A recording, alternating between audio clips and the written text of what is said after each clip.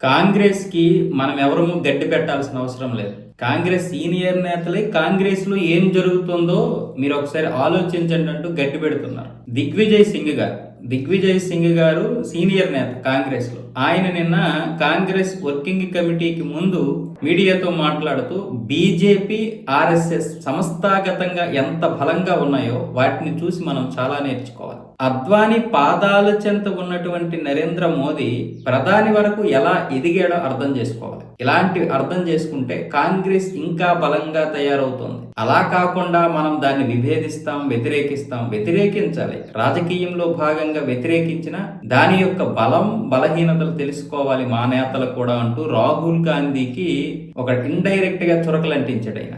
ఇప్పటికే శశి థరూర్ గారు కాంగ్రెస్ ని విమర్శించకపోయినా బీజేపీని అలాగే నరేంద్ర మోదీని ప్రశంసిస్తూ ఉన్నారు. ఇప్పటికే కాంగ్రెస్ కి విపరీతంగా మండుతుంది. ఇప్పుడు దిగ్విజయ్ సింగ్ గారు చేసినటువంటి ఈ వ్యాఖ్యలు రాహుల్ గాంధీకి మామూలు మంట పెట్టవు. ఎలా ప్రధాని అవ్వాలనేది కాదు, ఇప్పుడున్నటువంటి ప్రధాని ఏ విధంగా ప్రధానిగా ఎదిగారు, వాళ్ళకి సంస్థాగతంగా ఉన్నటువంటి బలం ఏంటి. ఆర్ఎస్ఎస్ ని బీజేపీని విమర్శించినంత మాత్రాన మనకు వచ్చేది ఒరిగేది ఏం లేదు. ఆర్ఎస్ఎస్ ఎందుకంత బలంగా ఉందో మనం తెలుసుకోవాలి. అలాగే 60 సంవత్సరాలు పరిపాలించినటువంటి మనం ఇప్పుడు ఎందుకు ప్రజలకు దూరం అయిపోతున్నాం కూడా అర్థం చేసుకోవాలన్న విధంగా దిగ్విజయ్ సింగ్ గారు మాట్లాడారు. అయితే ఆయన సిడబ్ల్యూసి కాంగ్రెస్ వర్కింగ్ కమిటీ కంటే ముందు మాట్లాడారు.